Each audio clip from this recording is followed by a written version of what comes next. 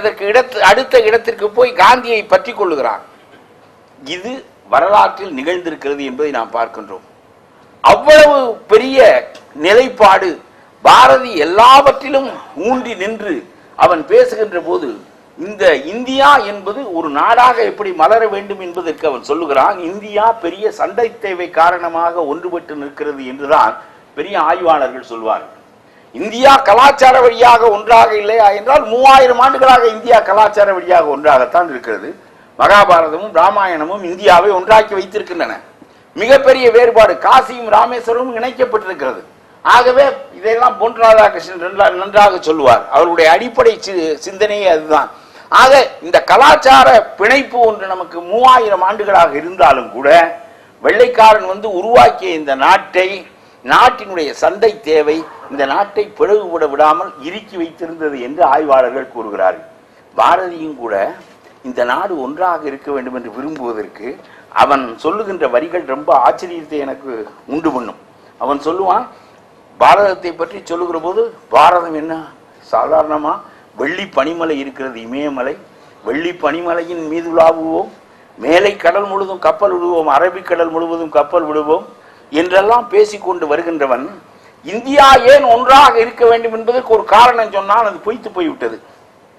ஏன் ஒன்றாக இருக்க வேண்டும் என்று சொன்னால் பண்டமாற்று செய்து கொள்ளலாம், அங்கே உள்ள மிகுதியை நாம் எடுத்துக்கொள்ளலாம், நம்மிடம் இருக்கிற மிகுதியை அவர்களுக்கு கொடுக்கலாம்.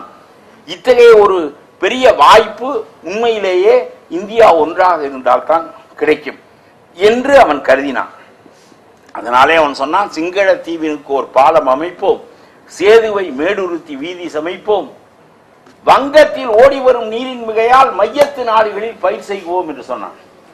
நதிநீர் பிணைப்பு என்பது இந்தியா ஒன்றாக இருக்க வேண்டும் என்பதற்கு அவன் கண்டுபிடித்த மிகப்பெரிய காரணம். வெள்ளமாக பெருக்கெடுத்து ஓடுகிறது கங்கையிலும் பிற நதிகளிலும், அவற்றை நாம் தென்னகத்துக்கு கொண்டு வந்து பயிர் செய்யலாம். வங்கத்தில் ஓடி வரும் நீரின் மிகையால் மையத்து நாடுகளில் பயிர் செய்வோம். எதற்காக? இந்த வாய்ப்பு இந்தியா ஒன்றாக இருந்தால் தானே கிடைக்கும் என்று நமக்கு காரணம் சொல்லுகிறான். ஏன் இந்தியா ஒன்றாக இருக்க வேண்டும் என்பதற்கு.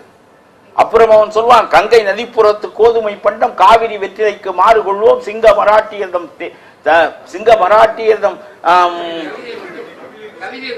கவிதை கொண்டு சேரத்து தந்தங்கள் பரிசளிப்போம் என்றெல்லாம் சொல்லுவான். இப்படி ஒன்றுக்கொன்று பண்டமாற்று செய்வது மட்டுமல்ல, மிகுந்திருப்பதை நாம் எடுத்துக்கொள்வது, நீரை பகிர்ந்து கொள்வது மிகப்பெரிய காரணமாக ஒருமைப்பாட்டுக்கு அவனால் சொல்லப்பட்டது. ஆனால் நம்முடைய காவிரி நீரை நம்மால் கடைசி வரையிலும் இன்றைக்கு வரையிலும் பெறுவது என்பது எளிதாக இல்லை.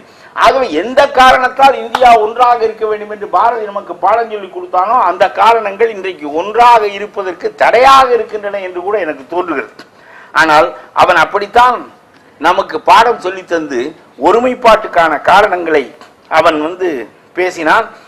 அந்த நிலையிலே பைய பைய பைய பைய பாரத நாடு ஒன்று துணைக்கண்ட நிலையிலிருந்து ஒரு நாடு என்கின்ற நிலைக்கு தூக்கி அந்த பாரத மாதாவை தாயாக்கி அதுக்கு பாரத மாதா என்று பெயர் கொடுத்து அவளை தெய்வ நிலைக்கு தூக்கி வைத்தான் பாரதி. இதெல்லாம் பைய செய்த பெரிய வேலைகள். கடைசியாக பாரதம் ஒரு தாயாகி பாரத மாதாவாகி அவள் நம்முடைய வணக்கத்துக்குரியவளாகி அவளுடைய மக்களாக நாம் ஆனோம். தமிழ் தாயினுடைய மக்களாக நாம் இருந்த நிலை போய் பாரத தாயினுடைய மக்களாக நம்மை ஆக்குவதற்கு மெல்ல இட்டு செல்லுகிறான் பாரதி. பாரத மாதாவை தெய்வமாக ஆக்கிவிட்டு அவளுக்கு ஒரு திருப்பள்ளி எழுச்சி பாடுகிறான். புள்ளினம் ஆர்த்தன முரசம் பொங்கியது எங்கும் சுதந்திரநாதம் வெள்ளிய சங்கம் முழங்கின கேளாய் வீதியெல்லாம் அணுகுற்றனர் மாதர் தெள்ளிய அந்தனர் வேதமும் நின்றன் சீர்திரு நாமமும் ஓதி நிற்கின்றார் தெள்ளிய அன்னையம் அன்னை ஆறுயிரே பள்ளி எழுந்தருளாயே என்று சொல்லி பாரத மாதாவுக்கு தெய்வத்திற்கு திருப்பள்ளி எழுச்சி பாடுவது போல பாரத மாதாவுக்கு திருப்பள்ளி எழுச்சி பாடுகிறான். நீ இன்னும் துயிலெழாமல் இருக்கிறாயே, உன்னுடைய மக்கள் எல்லாம் விழிப்படைய வேண்டாமா? 18 மொழிகளாலும் பாடுகிறோம், தாயே வெளிப்படை என்று சொல்லி அந்த தாய்க்கு 18 நாக்குகளை படைக்கின்றான். 18 மொழிகள் இந்தியாவின் மொழிகள் என்று சொல்லுகின்றான். இந்தியாவின் தேசிய மொழி என்று பாரதி சொல்லவில்லை. விதமுறு நின்மொழி 18 கூறி வேண்டிய வாருனை பாடுதும் காணா இதமுற வந்தமை ஆண்டருள் செய்வா இன்றவளே வெள்ளி எழுந்தருளாயே என்று 18 மொழிகளாலும் பாடுகிறோம், தாயே எழுந்திரு என்றுதான் சொன்னான். இந்தியில் பாடுகிறோம், தேசிய மொழியில் பாடுகிறோம், எழுந்திரு என்று சொல்லவில்லை. மிக மோசமாக காந்தி உட்பட செய்த மிகப்பெரிய தவறு இந்தியாவை ஒரு பகுதியினுடைய மொழியை, பெருவாரியான மக்கள் பேசுகின்ற மொழியை சிறுபான்மை இனங்களின் மீது திணிக்க முயன்றதன் மூலம் காங்கிரஸ் முதல் பிழையை செய்தது. எதற்காக இந்தியாவின் தேசிய மொழியாக வேண்டும்? அவரவர் பகுதிக்கு அவருடைய மொழிகள் இருக்கட்டும். பொதுவாக நாமும் கிரேக்கனும் பேசிக் கொள்வதற்கு எந்த மொழி பயன்படுகிறதோ அதுபோல் நமக்கும் பீகாரிக்கும் பேசிக் கொள்வதற்கு ஒரு மொழி பயன்படட்டும் என்கின்ற நிலைதான் இருந்திருக்க வேண்டும். பாரதி எது குறித்தும் தெளிவாகத்தான் பைய நம்மை ஒன்றாக ஆக்குவதற்கு அவன் முயல்கிறான். ஒன்றாக ஆகிவிட்ட நாட்டில் அவர்கள் இல்லாத வேலையெல்லாம் செய்தார்கள். அதனாலே பெரிய குழப்பம் வந்தது. ஒன்று சொல்கிறேன், பாரதத்தை தாயாக்கியவன், பாரத மாதாவை கடவுளாக்கியவன் வரிசை சொல்லுகிறான். பாருங்கள், இந்த பாரதி மாப்போசி பாரதியை கவ்வி பிடித்துக் கொள்வார். வாழிய செந்தமிழ் வாழ்க நற்றமிழர் வாழிய பாரத மணித்திருநாடு என்று வரிசை சொல்லுவான். முதலில் தமிழ் வாழ்க, தமிழர் வாழ்க என்று சொல்லிவிட்டு பாரத நாடு வாழ்க என்று சொல்லுவான். நமக்கு ஒரு வரிசை இருக்கிறது. வாழிய செந்தமிழ் வாழ்க நற்றமிழர் வாழிய பாரத மணித்திருநாடு. முதலிலே நான் ஒரு தமிழன், இரண்டாவதாக நான் ஒரு இந்தியன் என்கின்ற நிலையை பாரதி சொல்லித் தந்தான். இதை மாப்போசி கெட்டியாக பிடித்துக் கொண்டார். மாப்போசிக்கு மட்டும்தான் அதை அறிகின்ற பேரறிவு இருந்தது. நாம் தமிழர்கள் தமிழ் என்கின்ற நிலை இருக்க வேண்டும், ஆனால் இந்தியா என்கின்ற நிலை மறைந்து விடக்கூடாது. ஆகவே தேசியம் வேண்டும், அது தேசியத்திற்குள் ஒரு துணை தேசியம் வேண்டும், அது தமிழ் தேசியம் வேண்டும் என்பதிலே அவர் உறுதியாக இருந்தார். அதனாலே அவர் தமிழ் தேசியம் பேசினார், ஆனால் இந்திய தேசியத்தை விட்டுவிடாதவராக இருந்தார். அது அவருடைய மிகச்சிறந்த அறிவு. ஆக 1946 உறவுக்கு எல்லை இமயம், உரிமைக்கு எல்லை வேங்கடம் என்று அவர் சொன்னார். நம்முடைய உரிமை நாடு தமிழ்நாடு, அதனுடைய எல்லை வேங்கடம். நமக்கு உறவு இருக்கட்டும், பெரிய நாடாக இருப்பதில் பல வசதிகள் இருக்கின்றன, அங்க போய் உறவு வைத்துக் கொள்வோம். அத்து கொண்டு வர வேண்டாம். இவர்கள் சொல்வதை நாம் கேட்க வேண்டாம். என்ன இவர்கள் பிரிவினை என்பார்கள், மற்றவற்றையெல்லாம் சொல்வார்கள், அதையெல்லாம் கேட்க வேண்டாம். உறவு அங்கே வைத்துக் கொள்வோம். அவன் என்ன அந்நியனா, சீனத்தன் ஆய்விடுவானா, பிற தேசத்தர் போல் பல தீங்கு இழைப்பானா என்று பாரதி சொல்வானே. அவன் என்ன பீகார்காரன், நம்மோடு சேர்ந்தவன் தானே, அவன் என்ன சீனனா? அவனோடு உறவு வைத்துக் கொள்வோம், இமயம் வரையில் உன்னுடைய கையை நீட்டுவோம் என்று மாப்போசி பேசினார். ரொம்ப மாப்போசியினுடைய அறிவு, ஐயோ எனக்கு அப்பொழுது அவ்வளவு அறிய தெரியவில்லை. எனக்கு வயது இவ்வளவு வர வேண்டியது இருக்குது வர அறிவதற்கு. அவ்வளவு பெரிய அறிஞன், அவ்வளவு பெரிய உணர்வாளன், இந்த தமிழ் இனத்திற்கு கிடைக்க முடியாத ஒரு கருவூலம். ஆனால் அவரால் இந்த நாடு பெருமை பெற்றது. அவர் புதிய தமிழகம் படைப்பதற்காக பிறப்பெடுத்ததாகத்தான் கருதினார். அந்த பணியை அவர் செய்து முடித்தார். மயிலாப்பூர் பொன்னுசாமி மகன் சிவஞானம் புதிய தமிழகம் படைத்ததில் வெற்றி கண்டாரா இல்லையா என்பதை அப்புறம் பார்ப்போம். ஆனால் அதற்கான திட்ட வரையறைகள் அவரிடம் இருந்தன. எது வெற்றி அடைய விடாமல் செய்தது என்பதற்கு பின்னால் வருவோம். ஆனால் அந்த அளவிற்கு அவரிடம் மிகப்பெரிய காந்தியினுடைய மரணம், பாகிஸ்தானுடைய பிரிவினை, இந்து முஸ்லிம் கலவரங்கள், இவை மூன்றும் சேர்ந்து இந்தியாவின் போக்கை, நேருவின் போக்கை, காங்கிரசின் போக்கை மாற்றிவிட்டார். ஆனால் அப்படி மாற்றப்பட்ட காலத்திலும் மாப்போசி விடமாட்டேன் என்று சொல்லிவிட்டார். இதுதான் இயல்பானது. மாநிலங்களின் உரிமையை, மொழிவழி தேசியங்களின் உரிமையை நீங்கள் மதிக்காவிட்டால் இன்றைக்கு நடக்காத தப்பு இன்னும் 10-20 ஆண்டுகள் கழித்து நடக்கும். ஆகவே திராவிட இயக்கத்தை நீங்கள் தோற்கடிக்க வேண்டும் என்று சொன்னால் நம்முடைய தமிழ் தேசியத்தை நீங்கள் ஏற்றுக்கொண்டு ஆக வேண்டும் என்று அவர் சொன்னது காமராஜருடைய காலம் விழவில்லை. எவ்வளவோ சொல்லி பார்த்தார். காமராஜரை கிட்டத்தில் வைத்துக் கொண்டு கூட சொல்லி பார்த்தார். அவருடைய நோக்கங்கள் வேறாக இருந்தன. காமராஜரிடம் நான் பணியாற்றியவன். ரொம்ப உன்னதமான தலைவர் காமராஜன், தன்னலமற்ற ஒரு பெரிய தலைவர், அது வேறு. அதை மாப்போசியே பெருமைப்படுத்தி பேசுகிறார். காமராஜர் தோற்கடிக்கப்பட்டதை பற்றி மாப்போசி அண்ணாவும் வருந்தினார் என்று தன்னுடைய வருத்தத்தையும் அவர் பதிவு செய்திருப்பது அவ்வளவு உணர்வுபூர்வமானது, அது வேறு. ஆனால் வாழ்நாள் முழுவதும் காமராஜரோடு சண்டை, வாழ்நாள் முழுவதும். அது எப்படியெல்லாம் அரசியல் போக்கை மாற்றியது என்பது அது வேறு. ஆனால் அது கடைசியிலே அந்த போக்கு வேறொரு பக்கமாக இவரை திருப்பி வரலாற்றின் போக்கை எப்படி மாற்றியது என்பதை நாம் பின்னால் பார்க்கலாம். ஆனால் முதலில் சொல்லுகிறேன், இப்படி முதலில் மொழிவழி தேசியம் என்று சொல்லி திருத்தணியை மீட்டார், வெங்கடத்தை மீட்பதற்கு முயன்றார், கன்னியாகுமரியை மீட்டார், மதராஸ் மனதே என்று சொன்ன தெலுங்கர்களிடமிருந்து சென்னையை மீட்டார். அவரால் மீட்க முடியாமல் போனது தேவிகுளம் பீர்மேடு. இந்த தேவிகுளம் பீர்மேடு தான் ரொம்ப முக்கியமானது. சென்னையை போல நம்முடைய கன்னியாகுமரியை மீட்டது போல தேவிகுளம் பீர்மேடு தான் மலை வளம். சேரர்கள் ஆண்ட பகுதி, இன்றைக்கும் தமிழர்கள் பெருவாரியாக குடியிருக்கின்ற பகுதி. நான் இந்த பகுதியில் போய் 3 நாளில் 1 வாரம் 10 நாள் அங்கு போய் எழுதுவதற்காக அங்கே இருந்தேன். ரொம்ப மிகச்சிறந்த மலைவளம். பெரியார் அங்கே தான் இருக்கிறது. இன்றைக்கு இந்த பெரியாரிலே 148 அடிக்கு மேல் தண்ணீர் ஏற்றாதே என்று இவன் சொல்லுகிறானே, இந்த தேவிகுளம் பீர்மேடு நமக்கு இருந்திருக்குமானால் இவன் அதை பேச மாட்டான். மாப்போசி அதற்கு போராடினார். பிப்ரவரி 20 என்று ஒரு நாள் குறித்தார்கள். அந்த நாளிலே தமிழ்நாடு முழுவதும் கதவடைப்பு நடந்தது. மாப்போசி தான் அதற்கு மிகப்பெரிய அளவிற்கு தலைமை தாங்கினார். திராவிட முன்னேற்ற கழகம் தன்னுடைய பிரதிநிதியை அனுப்பியதோடு முடித்துக் கொண்டது. அப்படிப்பட்ட ஒரு நிலைமை. கண்ணதாசன் வெளுத்தி கட்டுகிறார் அதை பற்றி. ஆடும் மாடும் அமைச்சர்கள் ஆகின, மேடும் குளமும் கேரளருக்கு ஆகின என்று சொல்வார். மேடு என்பது பீர்மேடு, குளம் என்பது தேவிகுளம். தேவிகுளமும் பீர்மேடும் கேரளருக்கு ஆகிவிட்டது. ஆடும் மாடும் அமைச்சர்கள் ஆகிவிட்ட காரணத்தால் என்று சொல்வார். ஆடும் மாடும் அமைச்சர்கள் ஆகின, மேடும் குளமும் கேரளருக்கு ஆகின, மனைவியை கூடவும் மத்திய அரசின் அனுமதி வேண்டும், அடிமையில் முழுமை என்று சொல்வார். கட்டின பெண்டாட்டியோடு காதல் உறவு கொள்வதற்கு கூட மைய அரசின் அனுமதி வேண்டும் என்று சொன்னால் இது நாடுதானா? எவ்வளவு! அதனாலதான் கண்ணதாசன் நிற்பதற்கு அதுதான் காரணம். அவன் பல சமயங்களில் காலத்தின் குரலாக இருந்தான். மற்ற கவிஞர்கள் கட்சிக்கு கட்டுப்படுவார்கள். முடியரசன் நல்ல கவிஞர், தன்னுடைய கட்சியின் தலைவனை மீறி அவர் பேச மாட்டார்.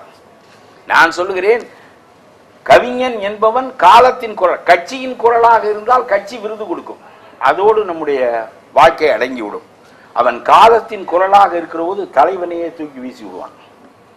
தலைவனை பற்றியெல்லாம் அவனுக்கு கவலை இல்லை. கட்சியில் நாளைக்கு பதவி உரிமை வராதே என்பதை பற்றியெல்லாம் கவலை இல்லை. அவனால் தாங்க முடியாது. திராவிட நாடு கைவிடப்பட்ட போது கண்ணதாசன் பாடிய பாட்டு அண்ணாவை அரட்டி விட்டது. திண்ணையிலே காண்பேன் திராவிட நாடு என்றாயே, திண்ணையிலே காண திராவிட நாடு என்ன தொன்னையிலே நெய்யா. என்ன வேகம் பாருங்கள்! திண்ணையிலே காண்பேன் திராவிட நாடு என்றாயே, திண்ணையிலே காண திராவிட நாடு என்ன தொன்னையிலே நெய்யா. சோற்று புளி குழம்பா, போட்டு விளையாடுகிற சீட்டு விளையாட்டா, சிறுகடலையா, சிறுபிள்ளை தனம் இல்லையா? என்ன அடி வெளுத்தி!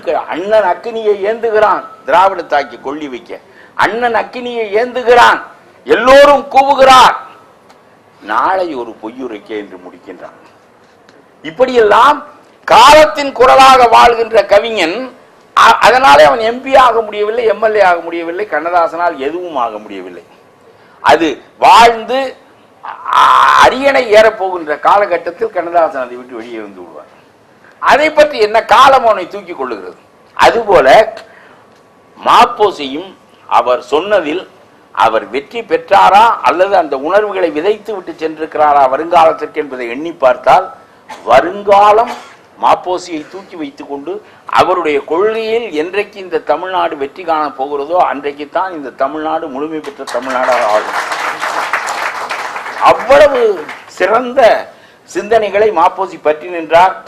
ஆனால் அவர் காலத்தில் சுதந்திரம் அடைந்த பிறகு தார் கமிஷன் என்ற ஒரு கமிஷனை நேரு போட்டார்.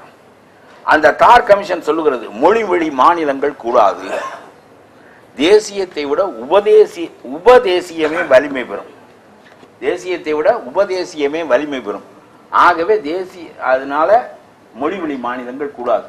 உபதேசியம் என்பது தமிழ் தேசியம், தேசியம் என்பது இந்திய தேசியம். நம்ம மொழி வழி மாநிலங்களை அமைத்தால் தமிழ் தேசியம் போன்றவை வலிமை பெற்றுவிடும். ஏனென்றால் இதுதான் இயற்கையான உணர்ச்சி என்று தார் கமிஷன் சொன்னது. இதை கேட்டுக்கொண்டு நேரு மொழி வழி மாநிலங்களை பிரிக்க மறுத்து விட்டார். பிறகு ஸ்ரீராமுலு உண்ணா நோன்பு இருந்தார், இறந்தார், பெரிய கலவரங்கள் நடந்தன, நாடு முழுவதும் பிரித்தே ஆக வேண்டிய கட்டாயம் ஏற்பட்டு மொழி வழி மாநிலங்கள் ஏற்பட்டன. மாப்போசி தன்காலத்திலேயே அடைந்த வெற்றி அது. அவர் போராடினார், அவர் காலத்திலேயே அந்த வெற்றியை பார்த்தார். மொழி வழி மாநிலங்கள் அமைந்தன. மொழி வழி மாநிலங்கள் அடைந்த பிறகு எல்லைக்கு போராடினார். எல்லைகளில் பெரும்பாலானவற்றை அவர் மீட்டு விட்டார். தேவிகுளம் பீர்மேடு போல 1-2 தவிர மீதி எல்லாவற்றையும் அவர் மீட்டு விட்டார். ஆகவே மொழி வழி மாநிலமாக அமைந்தது, பிறகு அவற்றின் எல்லைகளை மீட்டது. இவையெல்லாம் அவர் காலத்தில் அடைந்த வரலாற்று பெருமைகள். அதற்கு பிறகு அவர் எஞ்சிய காலத்தில் செய்ய வேண்டும் என்று வகுத்து கொண்ட காரியம் என்பது மாநில சுயாட்சி. மாநிலங்கள் அதிக அளவு அதிகாரம் பெற்று தன்னைத்தானே ஆண்டு கொள்ள வேண்டும் என்று மாப்போசி கருதினார். இன்றைக்கு ஏறத்தாழ நம்முடைய மாநிலங்கள் தே ஆர் டிக்னிஃபைடு முனிசிபாலிட்டிஸ். அவற்றுக்கு ஒரு மரியாதையும் கிடையாது. நம்முடைய முனிசிபாலிட்டிகளுக்கு எப்படி மரியாதை கிடையாதோ அது மாதிரி மாநிலங்களுக்கு மரியாதை கிடையாது. Dignified municipalities. எவ்வளவு சண்டைகள் இப்பொழுது மாநில அரசுகள் போட்டுக் கொண்டிருக்கின்றன. எதற்காக 2 கல்வி அமைச்சர் நான் கேட்கிறேன்? தமிழ்நாட்டுக்கு ஒரு கல்வி அமைச்சர், டெல்லிக்கு ஒரு கல்வி அமைச்சர். எதற்கு? டெல்லிக்கு எங்கே இருக்கிறது நிலம்? நீங்கள் சொல்லுங்கள். டெல்லிக்கு நிலம் எங்கே இருக்கிறது? தமிழனுக்கு நிலம் இருக்கிறது, ஒரியனுக்கு நிலம் இருக்கிறது, வங்காளிக்கு நிலம் இருக்கிறது, பீகாரிக்கு நிலம் இருக்கிறது, அசாமியனுக்கு நிலம் இருக்கிறது. நாமெல்லாம் அந்தந்த நிலங்களை ஆளுகிறோம். டெல்லிக்காரன் எதை ஆளுகிறான்? காட்டு. ஒரு கையளவு நிலத்தை காட்டு. நீ ஆளுகிற நிலத்தை. நீயாக புதுச்சேரி டெல்லி பிரதேசம் என்று சொல்லிக் கொள்ள வேண்டியதானே தவிர உனக்கு சொந்தமாக ஆள்வதற்கு எந்த நிலம் இருக்கிறது? அப்படியானால் மாப்போசி சொன்னது போல அயல் விவகார கொள்கையை வைத்துக்கொள், இராணுவத்தை வைத்துக்கொள், ரயில்வேயை வைத்துக்கொள், நீண்ட தேசிய நெடுஞ்சாலைகளை வைத்துக்கொள். இது போல 1-2 நீ வைத்துக்கொண்டு 4-5 வைத்துக்கொண்டு மற்றவற்றை எல்லாம் உண்மையாக நிலப்பகுதியை ஆளுகிறவர்களிடம் விட்டுவிட வேண்டியதானே. எதற்கு? இராணுவத்துக்கு பொது அமைப்பு வேண்டும். நீ வைத்துக்கொள், நியாயமானது. ஆனால் எல்லாவற்றையும் நீ வைத்துக்கொண்டு கல்வி அமைச்சரை வைத்துக்கொண்டு நீ எந்த கல்வி திட்டத்தை நீ சீரமைக்க போகிறாய்? இங்கே சீரமைக்கப்பட்ட கல்வி திட்டம் இருக்கிறது. இந்த கல்வி திட்டத்தில் உன்னுடைய பங்கு என்ன? உனக்கு எதுக்கு ஒரு மந்திரி? இவனுக்கு ஒரு சிவப்பு விளக்கு வச்ச காரு, அப்புறம் இவனுக்கு விமானத்தில் வர்றதுக்கான இந்த மந்திரிகள் சிவப்பு விளக்க மட்டும் கிடையாது. இந்த சர்க்கார் டிவி டிராவலர்ஸ் பங்களாவில் தங்குற வசதி கிடையாது. போலீஸ்காரன் சல்யூட் அடிக்க மாட்டான்னு மட்டும் சொல்லுங்க. ஒருத்தன் மந்திரியாக வரும் போனான்னு நான் பார்க்குறேன். ஐயா மாதிரி இவ்வளவு பெரிய அதிகாரிகளே சல்யூட் அடிக்கின்ற நிலைமை வருகின்ற போது தன்னுடைய நிலை உயர்ந்து விட்டதாக அவர் நினைப்பது ரொம்ப இயற்கை. ரொம்ப தாங்க முடியாது. நீங்க சும்மா போறவனுக்கு சல்யூட் அடிச்சு கெடுத்து விடுவாங்க. அப்புறம் அவன் இறங்கணும்னு அவ்வளவுதான். அவனை பிடிச்சி, யோ என்னையா நீ இன்னும் ஒன்வே டிராஃபிக்ல வர்ற, இது போகக்கூடாது தெரியுமில்ல அப்படிமா. ஏயா நேற்று நான் போனேன், நீ சல்யூட் அடிச்சு போச்சொன்னி, இப்போ என்னையா இப்படி திடீர்னு? அப்பதான் அவனுக்கு தெரிஞ்சிச்சு நம்ம ஆட்சியை விட்டு இறங்கிட்டோம், இனிமே நம்ம ஒன்வே டிராஃபிக் நமக்கு உண்டு. ரொம்ப காலம் இந்த அதிகாரம் என்பது இவ்வளவு பெரிய போதையாக தொடக்க காலத்தில் இல்லை. அதுக்கு காரணம் ஒன்று சொல்றேன். காந்தி 30 ஆண்டு காலம் இந்தியாவில் கோலோச்சினார். 1919 நுழைகிறார், 48 வெளியேறி விடுகிறார். ஒரு ஏறத்தாழ பார்த்தால் 30 ஆண்டு காலம். இந்த 30 ஆண்டு காலத்திற்குள் அவர் உருவாக்கிய நாடு, நேர்மையை உருவாக்கி, ஒழுக்கத்தை உருவாக்கி, தகுதி வாய்ந்த மனிதர்களுக்கு மரியாதையை உருவாக்கி. இப்பவும் உங்களுக்கு சொல்றேன், இவர் மாதிரி நடராஜன் மாதிரி சிறந்த அதிகாரியும் உண்டு, மோசமானவர்களும் உண்டு. என்ன குறைபாடு தெரியுமா? சிறந்ததை போற்றுகிற தன்மை இன்றைக்கு இல்லை. அன்றைக்கு மோசமானதை போற்றுகிற தன்மை இல்லை. காந்தி காலத்துல மோசமானதை எவனும் போற்ற மாட்டான்.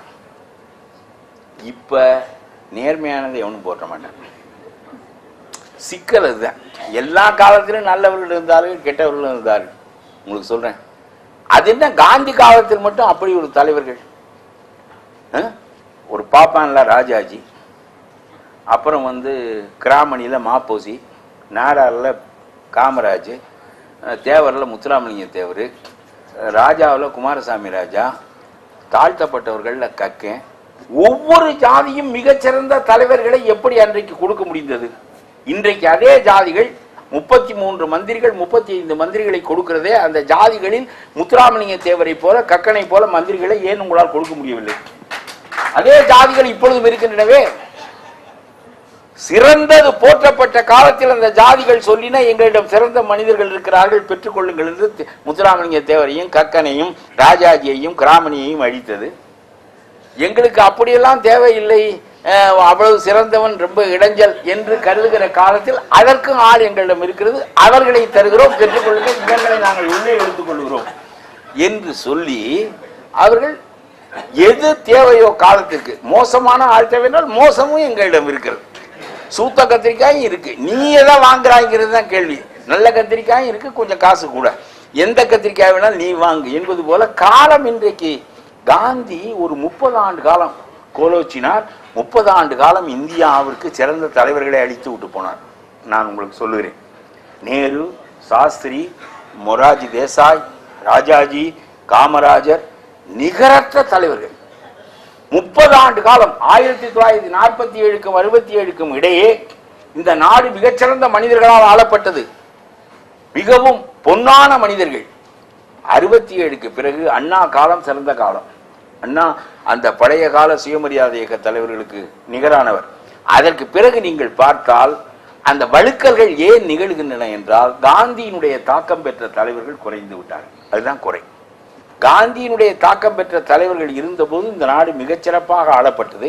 காந்தியினுடைய தாக்கம் பெற்று தாக்கம் குறைந்து பிறகு அரசியல் தான் அதிகாரம் தான் நிலை என்கின்ற கட்டம் வருகின்ற போது பிறகு சாதாரணமான மனிதர்கள் எல்லாம் வந்து விடுகிறார்கள். அத்தகைய நிலைப்பாடு பின்னால் வந்தது.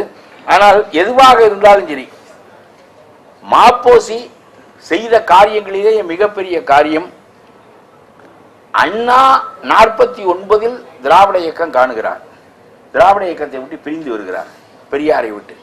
பெரியார் ஒரு பெரிய பணி செய்தவர். என்னுடைய கருத்து, மாப்போசி எப்படி ஒரு வரலாற்று பணியோ அதுபோல பெரியார் ஒரு வரலாற்று பணி, அண்ணா ஒரு வரலாற்று பணி. இவர்களெல்லாம் வரலாற்று தங்கள் இடங்களை நிறைவு செய்தவர்கள் தான். பெரியார் என்கின்ற ஒரு மனிதன் பிறந்திருக்காவிட்டால் தமிழன்